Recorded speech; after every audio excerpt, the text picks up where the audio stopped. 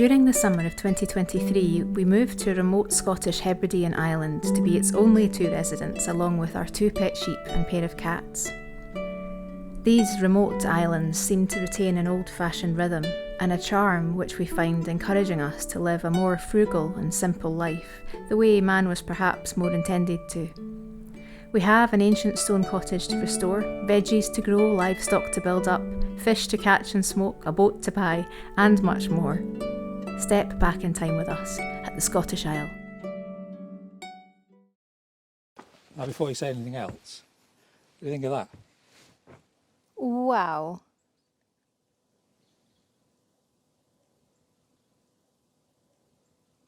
That's a bit crazy, isn't it? It's like a bloody mushroom cloud.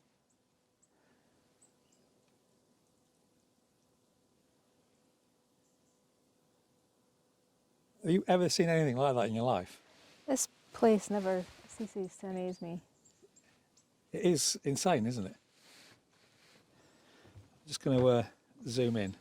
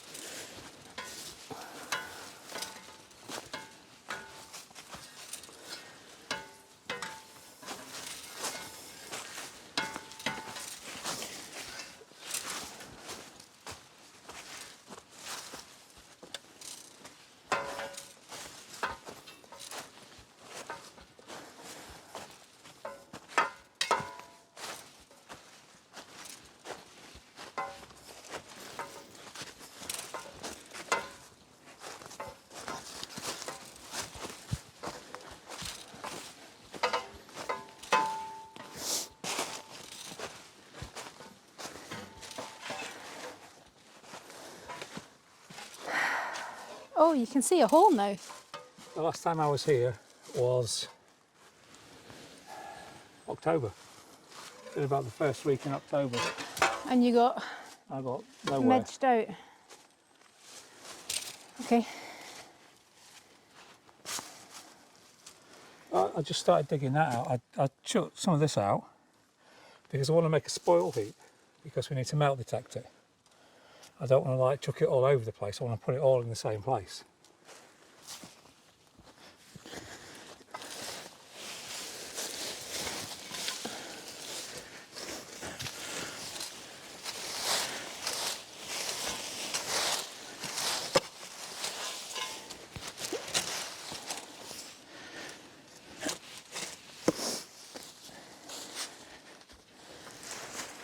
How is it?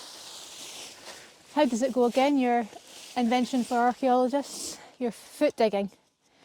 Foot shovel? A bit like your metal detecting shoes idea. The metal detecting shoes idea is a winner. Don't tell anyone. Well, I won't do. You can go to protected archaeological sites in your metal detecting And shoes. just look like you're stretching your That's right, yeah. your And ankle. and on the heel. And just doing a bit of a jaunty walk. On the heel, I've updated them. You could have a spade. For, You click out and you just... yeah, it's a good idea. You could have like a coil on one shoe, a pointer on the other, yeah. People scoff at my... Scott's inventions. Yeah.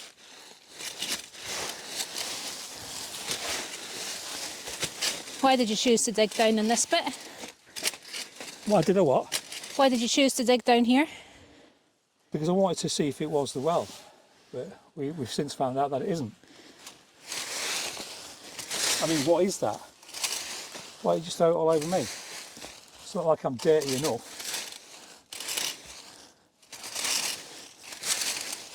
Well, you see how many leaves have fallen into this hole just from this year. You can imagine how deep this is going to have to be dug to get to the base. Well, how are we going to know when we hit the base? We need to keep all this for compost. Oh, this soil's amazing.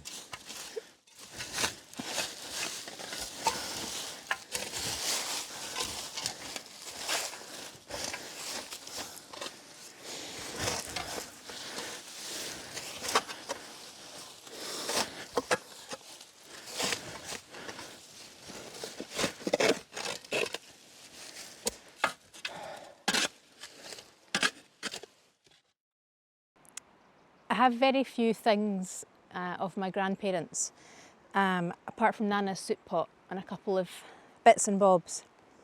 This is my grandfather's billy can. He took it to Sierra Leone with him. He was a major in the Seaforths, and it's a really precious thing for me to have. I imagine the meals that he ate with it out in the field while he was dreaming of home, his Highland home. The officers, all of the soldiers, when they went over to Germany after the war, as he did, were forbidden to fraternise with the locals, but many of the men did, because the women and children that were left were starving. There was no infrastructure left, and the men, out of their kindness and compassion, fed them out of their own rations. And my grandfather did that with my grandmother's family, and she was his housekeeper, and she ended up coming back with him to Scotland once his post had ended, and she wanted to learn to cook the meals that he wanted, that he liked. So she took herself off to cookery school, and this is her Scottish recipes book, full of notes and precious things. So I'm going to be making treacle scones out of this book today. Not out of the book, out of the recipe in the book.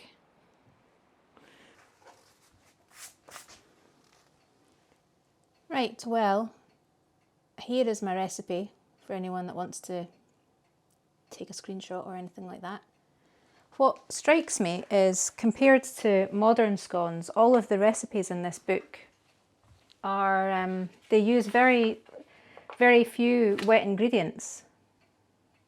I thought perhaps it was rationing, but the book was actually published in 1932, so it's not that. I guess they were more frugal than we are. So we've got mixed spice, cinnamon, ginger, cream of tartar, bicarbonate of soda, and very little sugar. I don't know if you can see that. Mostly flour, half a pound of flour, a bit of milk, a bit of butter, and treacle. For those of you in the States, treacle is it's like molasses. It's like glue, essentially, made out of sugar. And the recipe says I'm to heat this in a saucepan along with a little bit of milk, I guess to loosen it and make it a bit more user-friendly. So I'll go and do that just now.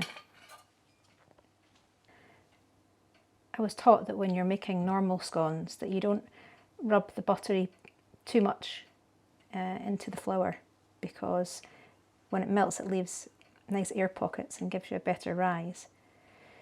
But there's so little butter in this recipe that I think I'm just going to go old school the way I was taught in home economics and do the fine breadcrumbs thing. So that's what I'm going to do now.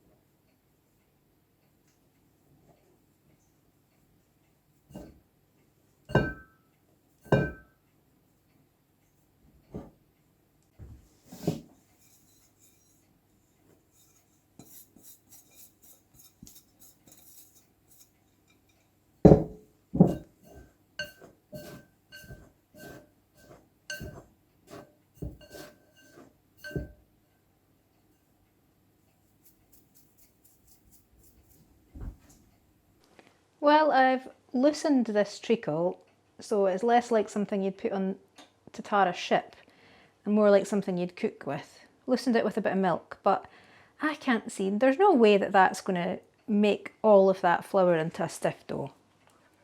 I mean, it says add a little milk. How much is a little milk? I've added a little. I'm going to have to add a lot more for that to get to any sort of modern day scone consistency. It says a stiff dough, but I mean, we could probably repoint the living room with this stuff.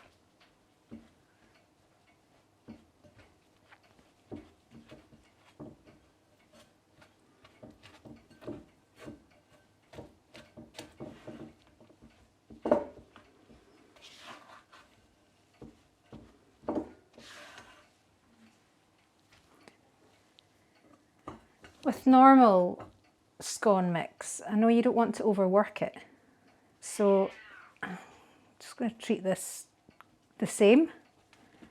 And with traditional scones, I would pat them into a round shape, maybe about 1 inch in depth, and then cut it into 8s. I think it tends to be quite traditional scones like that in Scotland, baked like this, in this shape, I mean. However, normally I would separate out the pieces, but this recipe says don't separate them out completely. Where's my knife? So,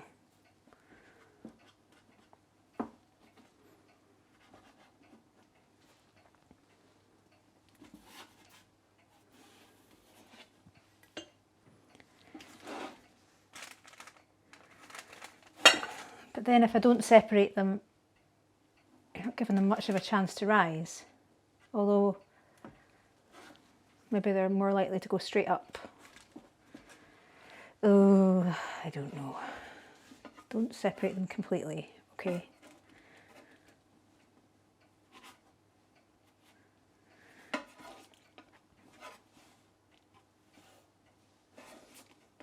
I just want to give them a bit of room though. This is what we're going for. And also normally with scones, if I was making them normally without treacle and without using a 100-year-old recipe book, I would finish them with brown sugar. Well, and brush them with egg, but I don't have any eggs, so hey. Highlands treacle scones. Oven. Moderate oven is what it says, so 220 minutes. Well, today we've had our first frost.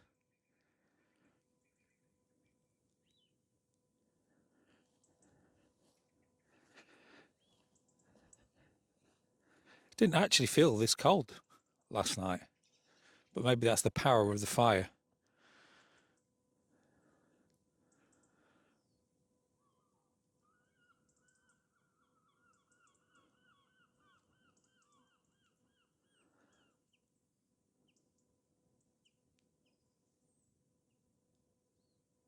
It's like a beautiful pink tone to the sky.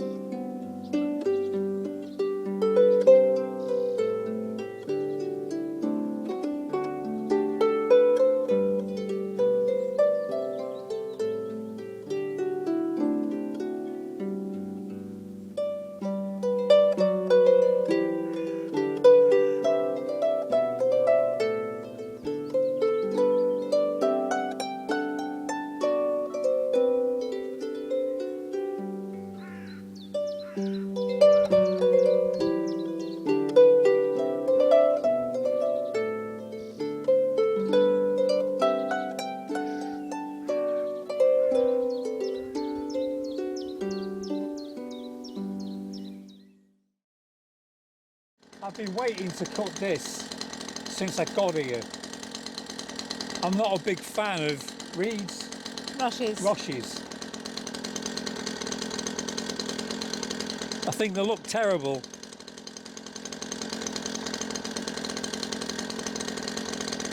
Can't see anything with that down.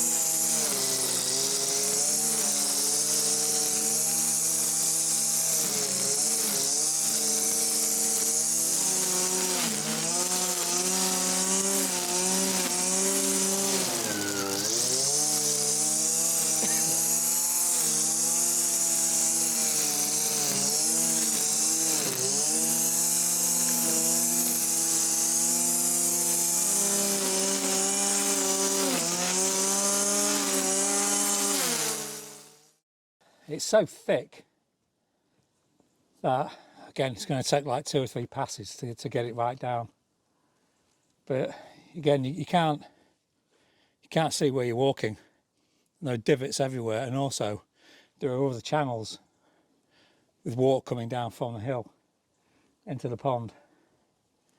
But it was better doing this at this time of the year because it's a bit of a thoroughfare across the path down to the pond. It's where the slow worms come down. Don't want to be chopping up slow worms. But I mean, I haven't seen any for what, a month and a half now, have you? Maybe too cold for them. Well, because we had the frost, I would expect that they're off. So this is our pond, which you can't see for rushes for the most part of the year. We're going to need to do something about all the rushes here. I don't know exactly what, but apparently there's a type of seaweed called tangleweed that washes up sometimes on the spring tides, on the high tides, and that's good for killing them. But we need an awful lot of seaweed to get rid of this lot, so it's just going to be a case of chopping them back a few times a year. But it'll be interesting to see what happens with this pond now that it's a bit more open. See if things grow, see if the deer come to drink from it.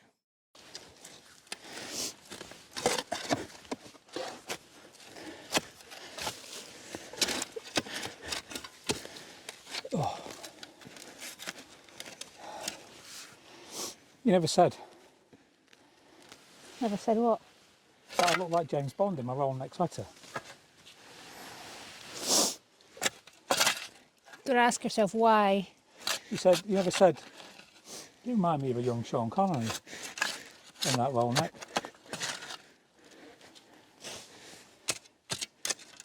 Right. Hang on. You're the spit of Piers Brosnan. You finished? In Goldeneye in that roll neck sweater. It might be that the floor either gets deeper here or stops there, so we need to sweep it out.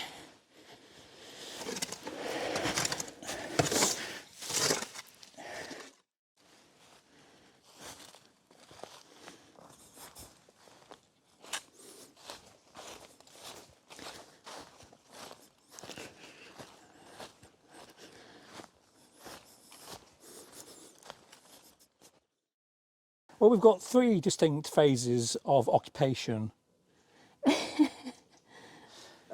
We don't. Right, this is a very compacted layer, but it doesn't mean that it's a floor layer because all these stones could have been falling in, and we are pulling out, quite sizable. I mean, this one here, that one there. So the bits of the wall are falling in here.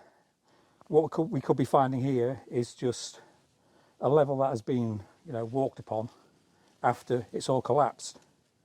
But here, this light grey it's either ash or it's mortar or it's some kind of it's not natural, is what I'm saying. This bit here, and then you get the brown, which is coming up here as well. After I just pulled that stone out, it's getting really brown again. So brown's, what's that then? Organic matter of some kind, or rust, or? It's rust, metal, feces, usually human. Well, they've not built their dunny. I mean, this is a mansion-sized dunny, if that's what it is. It's not a dunny. It's a spring house. It has to be a spring house, doesn't it? The fact that it gets deep here, that we're able to dig down here, suggests that it's a spring house as well, because often maybe a quarter of a spring house building was dug down, and the water would pool into it and keep the whole structure cool. I'm still convinced it's a spring house that we've found. It's just not on the old maps. We've been here for about an hour and a half, hour and 45 minutes, and just got to this point, and the midges are just, that's why we're going again. Can you see these midges? Yeah, I guess you can. There is 1,000 midges around me flying right now, and it's just, Katie hasn't got a t-shirt, has only got like a t-shirt style dress on, so she's not covered. I am, but they're still bothering me. Well, I think we found the floor, and I think we're pretty convinced it's a spring house now. We haven't found any artefacts. And well. But then again, what would they keep in their spring all house? That to dig through to find artefacts. What would be kept in a spring house? Just food? Yeah, your dairy, your stuffs, yeah. perishable food, yeah. So you're not really going to find anything much. Great. Why do we look backwards, towards our ancestors? Why is our draw towards history, our forebears and their ways, so alluring? My mother tells me I'm like my German grandmother in appearance, but more importantly to me, she also tells me I inherit some of my traits from her. My tenacity, I'm assured, and my intent to see a task undertaken, whether or not I have previous experience of the matter. This is what is intriguing to me, though.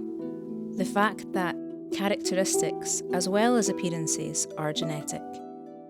There is a lot to be said for the truth in the old adage that something is in the blood, and we all have many examples of this being accurate, something the listener may themselves have experienced through a dig into their own ancestry. A forebear, for example, with the same career, an entire line of forebears who lived in the same area, or a predecessor who had the same talent for art or carpentry.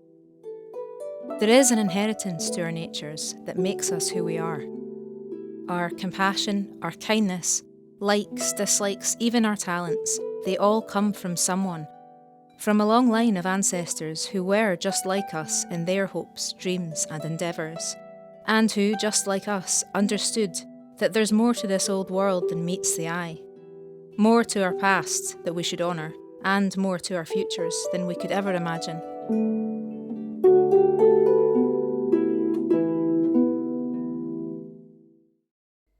Well, they look like treacle scones. They smell like treacle scones.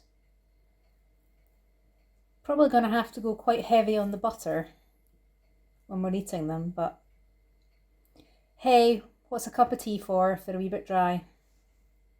We'll see.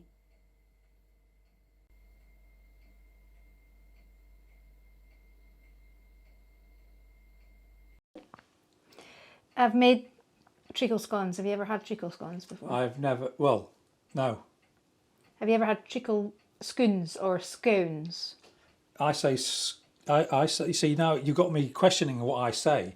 You say Scone. And I say Scone. Yeah, I say scone. But there's also Scoon, which is a place. The Stoon of Scoon. The Stoon of Destiny. So when I first came in, I thought gingerbread. Gingerbread, yeah. Yeah, they're probably quite like gingerbread. They should be a wee bit sticky. Would you like to sample one? No, not really. Made your hot chocolate and everything. Well, they look quite dense. Well, I was worried about that because the recipe has like half the amount of butter I would normally use. Oh, they're not, actually. They're very light. Are they quite light? They're not... We said we would never film ourselves eating.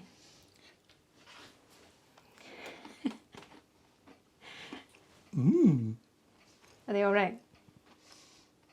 they're like very treacly and like rock cakes without the raisins or currants, whatever you put in them. Well, That's the... They might be nice also if you did put cinnamon in them. I did. Well, I could taste a bit, but I just like, I like it to be like really... More ginger, more That's cinnamon. because I've just been smoking my pipe, so... Well, that's a success. Hang on.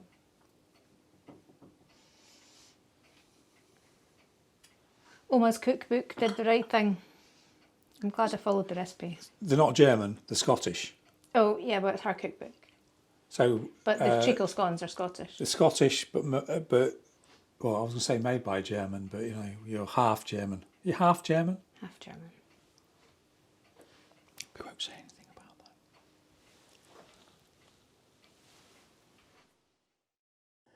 Look how red-faced I am.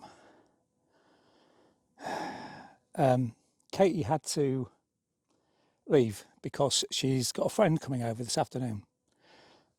Excuse me. And she had to go over and meet her at the boats. But that was about an hour ago. So I've been here probably on my own about an hour and 25 minutes, trying to see what else I could find.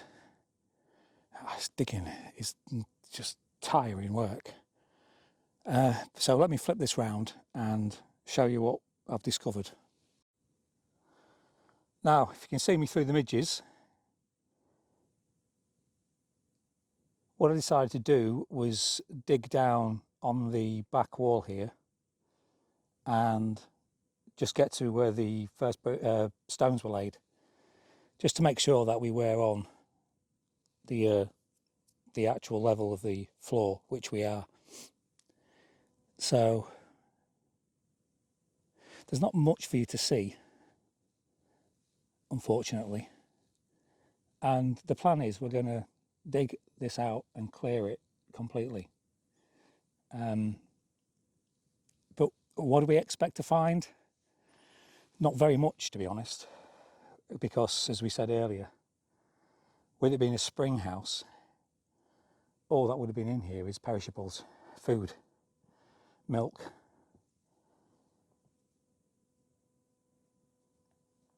So I dug a bit further down in there, and it's going further, and on this, can't kind of work out whether on this side it's natural stone or it's been stone lined, but the stones do go all the way around, kind of a 180 shape. But I don't know if we're at the bottom of that because it's now full of stones.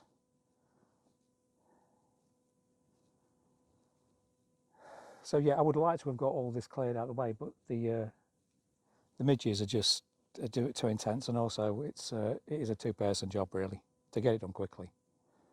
I'd be here for, I mean, how long have I been here now? I've been up here for about 2.5 hours just doing this.